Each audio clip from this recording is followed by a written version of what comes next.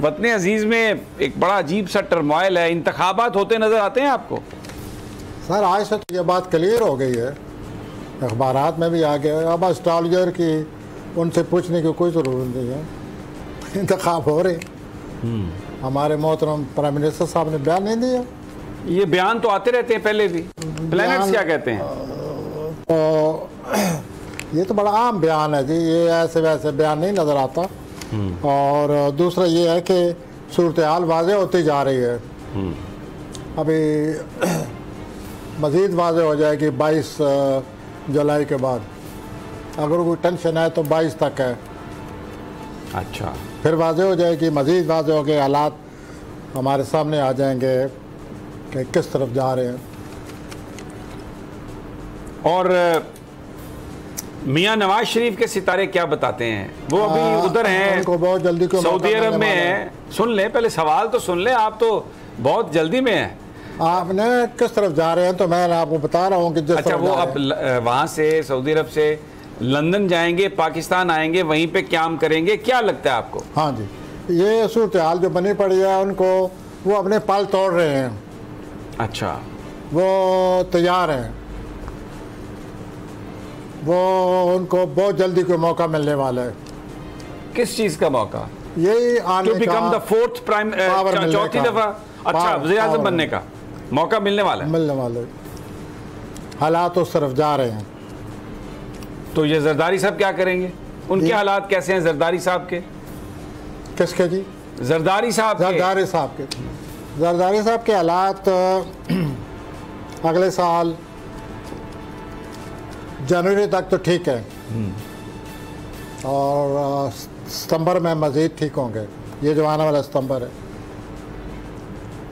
तो सूरत हाल उनके हक में काफ़ी हद तक ठीक है। अच्छा, अब पीटीआई चेयरमैन के बारे में क्या कहते हैं?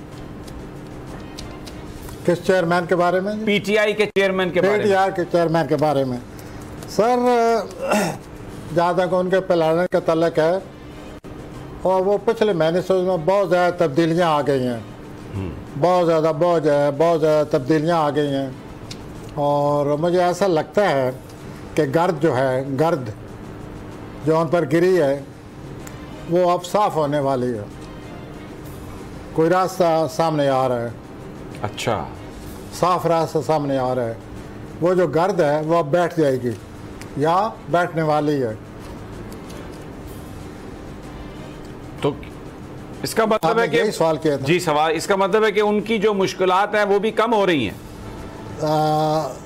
हाँ, काफ़ी हद तक। और वो रास्ता कोई साफ होता नजर आता है। तो मरीख किधर है? क्योंकि उस मरीख हमेशा उनको ताकत देता है, वो किधर है इस वक्त? मरीख ताकत देता है, मरीख मुखालफत भी लाता है। तो अभी क्या ला रहा है? मरीख झगड़ा भी लाता है। तो जो कोई लाया हुआ था वो आप देख नहीं रहे क्या लाया हुआ आगे क्या ला रहा है? मैं ये तो वो गर्द बैठती नजर आती है। और वो मजीद समझ आएंगे अपने हालात को, और उनको रास्ता, प्लानट ये कहते हैं उनको अपना रास्ता साफ नजर आता है आगे। अच्छा। वो दूसरा इस उलझन में भी हैं कि मैं जो चाहता हूँ वैसे चलूँ या जैसे अवाम चाहते हैं। इस उलझन में भी वो गिरफ्तार हैं और वो फैसला करेंगे ठीक इन दिनों। अच्छा, अभी जो वज़ीर आज़म हैं जनाब मियाँ शहबाज शरीफ साहब, ये भी तो बड़ी ताकत में है इस वक्त, अनस्टॉपेबल है ये भी। हाँ, वो बाज़ार तो ऐसे ही जैसे आप कह रहे हैं। और लेकिन सूरत हाल ऐसी है कि उनका मरीख जो है 12वें खाने में आया हुआ है। जब मरीख 12वें खाने में हो, बाद में सूर्य भी 12वें खाने में आने वाला है 23 अगस्त के बाद। तो ये जब 12वें खाने में प्लैनेट आते हैं तो इंसान को अपनी सूरत हाल का मुकाबला करना पड़ता है, समझना पड़ता है कि मेरे पसे पर्दा क्या हालात हैं, लोग क्या कर रहे हैं पसे पर्दा। तो उनको अब पसे पर्दा सूरत हाल का मुताला करना पड़ेगा। आपने उनके बारे में पूछा ना वज़ीर आज़म साहब? जी जी जी। तो पसे पर्दा जो हालात है वो मुताला करें कि क्या है, किस हद तक लोग हैं हमारे साथ, किस हद तक नहीं है। ये बहुत ज़रूरी है। अच्छा, उनकी जो भतीजी हैं वो उनके साथ हैं या नहीं? वेल, उनकी जो भतीजी हैं मैडम मरियम नवाज साहिबा, भतीजी के पास उनके साथ होना पड़ता है, भतीजी नहीं किसी के साथ देते। अच्छा, जैसे उनका तर्ज अमल है, जैसे उनका स्टाइल है, वो तो यही नज़र आता है ना, आपको भी यही नज़र आता होगा। वहाँ तो आना पड़ता है, साथ देना पड़ता है।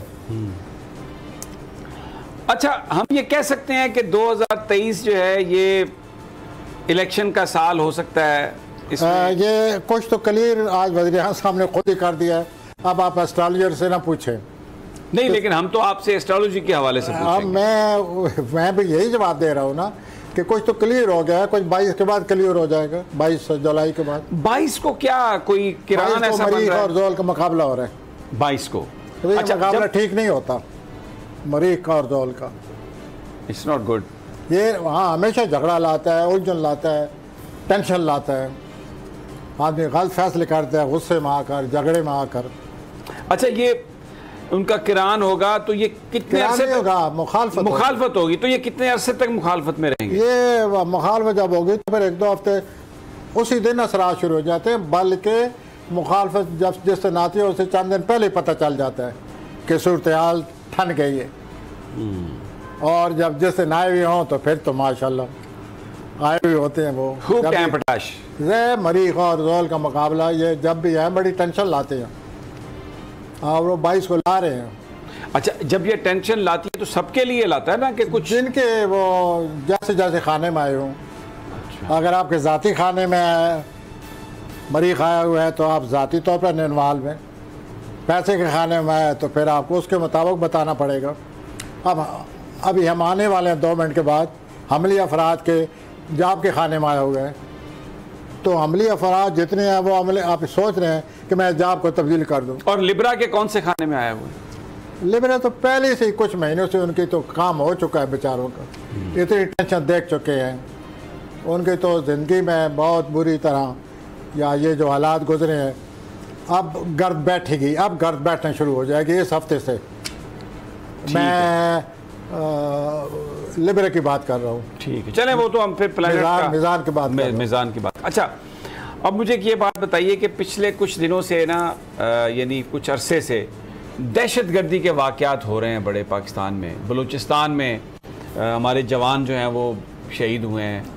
पूरी कौम इस वक्त एक तरह से इज़्तिराब में है कि ये इसमें डेफिनेटली कोई बैरूनी हाथ भी होगा। तो वो जो प्लैनेट्स क्या बताते हैं जो लोग पाकिस्तान को टेंशन आई हुई है, और वो हर वक्त ख़तरा है कि किसी वक्त ये टेंशन बढ़ जाएगी, हर वक्त ख़तरा है। लेकिन अगले साल से मुझे लगता है कि यह मामला ऐसे ही सामने आएगा।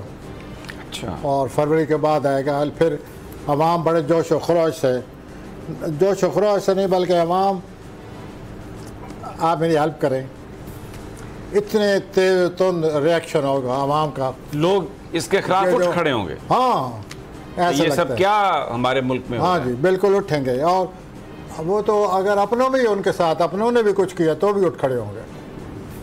तो आवाम जो है हमारे अगले साल से, आपने आवाम का एक मुजाहरा तो देख लिया है। अभी 1-1.5 महीने के लिए वो प्लेनेट आया हुआ था पिछले महीने में, मई में, तो आवाम ने अपना आप जो है वो दिखला दिया है। तो अभी आप ये समझते हैं कि अगर ये चीज़ें जारी रहेंगी? सारा जारी क्या, वो नज़र जो आ रहा है कि अगले साल 24 जनवरी के बाद अवाम अपना आप बतलाएंगे। अच्छा, बिल्कुल बतलाएंगे। हमारी इक़्तिसादी सूरत हाल को बेहतर होती नजर आती? सूरत हाल मार्च 2025 से पहले नहीं ठीक होगी, बेहतर होती नहीं नज़र आती। बज़ाहिर कोई ना कोई स्टेप हुकूमत लेती रहती है, ले रहे हैं। मजमूई सूरत हाल यही है कि पाकिस्तान के जो माली मामलात हैं मार्च 2025 तक रहेंगे। अच्छा, इस शक्ल में रहें, उस शक्ल में रहें, किसी न किसी शक्ल में रहेंगे। पिछले 2-3 महीनों में ज़्यादा वो था, टेंशन थी। डिफ़ॉल्ट अल्लाह उनके मुंह में खाक डाले जो डिफ़ॉल्ट की बात करते थे। तो ये हो रहा था। प्लैनेट पाकिस्तान के माली तौर पर वाकई ख़राब है, लेकिन प्लैनेट अच्छे बुरे आते रहते हैं।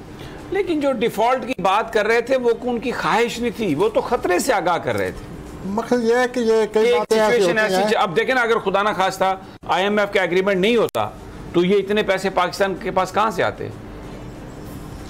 ये आने के प्लानट तो ये कह रहे हैं, एस्ट्रोलॉजी ये कह रही है कि पैसे आने के बावजूद मामला है। अच्छा, यानी इनसे मामला हल होने वाला नहीं है। मैं कोई आपसे बड़ी अजीब बात कर रहा हूँ, ये मेरे सुनने वाले भी कहेंगे कि क्या कह रहे हैं, गलत कह रहे हैं। मैं ये कह रहा हूँ कि ये प्लानट ऐसा लगा हुआ है कि जो कुछ हो रहा है उसके बावजूद सूरत हाल तवज्जो तलब है, उसको और तवज्जो देनी चाहिए। ये मार्च 2025 तक तवज्जो तलब है। ये क्राइसिस, ये उतार चढ़ाव आता रहेगा। पिछले 2-3 महीनों में आया, अभी कोई थम गया, फिर कुछ थमेगा, फिर आएगा, फिर थमेगा। आप देखेंगे फिर ऐसे ही होगा।